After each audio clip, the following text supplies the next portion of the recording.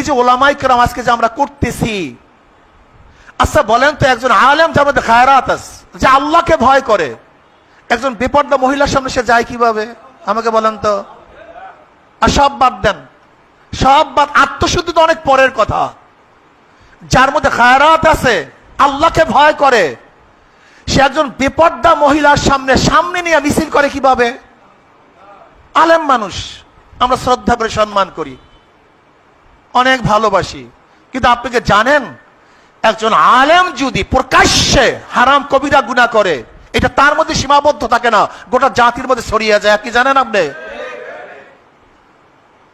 হ্যাঁ, এটা কি জানেন আপনি? মনে রাখবেন, দিঘি ভাঙ্গেও না, দিঘি গড়েও না, দিঘি গড়েও না, নদী ভাঙ্গে নদী গড়ে। ফাসেকরা, গায়ের আলেমরা দিনের উপকারও করতে পারে না, ক্ষতিও করতে পারে না। দিনের উপকারও করে আলেমরা, দিনের ক্ষতিও করে আলেমরা।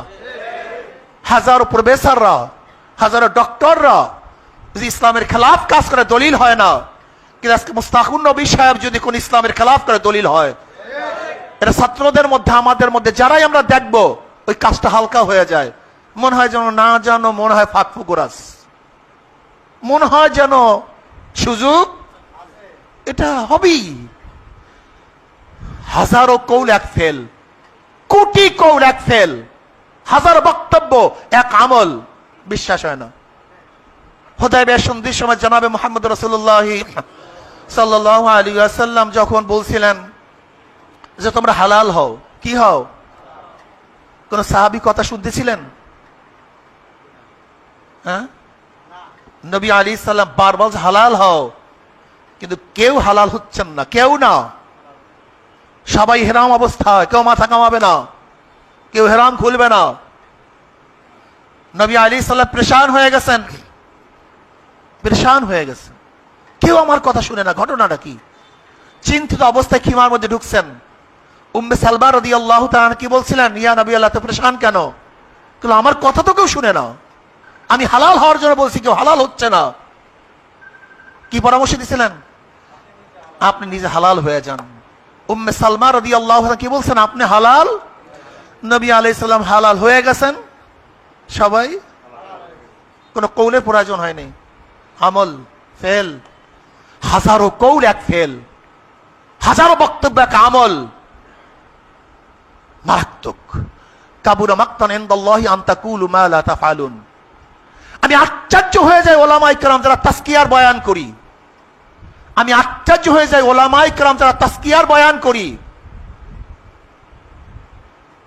আচ্ছা বলেন তো, এক রাবি 1 লক্ষ হাদিস বয়ান করছে। কত লক্ষ? জীবনে একবার মিথ্যা প্রকাশ হয়েছে, কয়বার? এই 1 লক্ষ হাদিস কি হবে? বলেন না কেন? সব বাদ, সব মওযু হয়ে যাবে। জীবনে একবার এক রাবি 1 লক্ষ হাদিস বয়ান করবেন, জীবনে একবার যদি তার থেকে মিথ্যা প্রকাশ হয়, এই 1 লক্ষ হাদিস সব মওযু। অথচ আমাদের ওলামাদের থেকে হাজারো মিথ্যা প্রকাশ হয়, এরপর মাথায় নিয়া এই বিশাল আল্লামা। আমাদের বড় সমস্যা হলাম আমরা একজন চোর ডাকাত যখন আমরা জেলখানায় ঢুকি, বের হওয়ার সময় ফুলের মালা দেই, যদি জুতার মালা দিতাম তাহলে দ্বিতীয়বার কোন নেতা অন্যায় করতো না। আমি আলেম, আমি খারাপ কাজ করার পরে আমাকে প্রত্যাখ্যান করতেন, তাহলে দ্বিতীয়বার কোন আলেম খারাপ কাজ করতো না। কিন্তু আমরা কি করি? আমরা হাজারো আকাম কুকাম করার পর, আরে আল্লামা বিশাল এলেম, শয়তানের তো এলেম বহুত, শয়তানের চেয়ে বড় এলেম কার আছে আমি তো জানি না, কারো আছে কিনা আমার জানা নাই। শয়তানের চেয়ে বেশি এলেম কার আছে?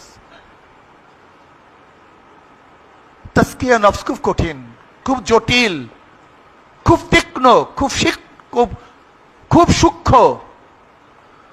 এর জন্য তাজকিয়া নফস আমাদের সবচেয়ে বেশি করা উচিত।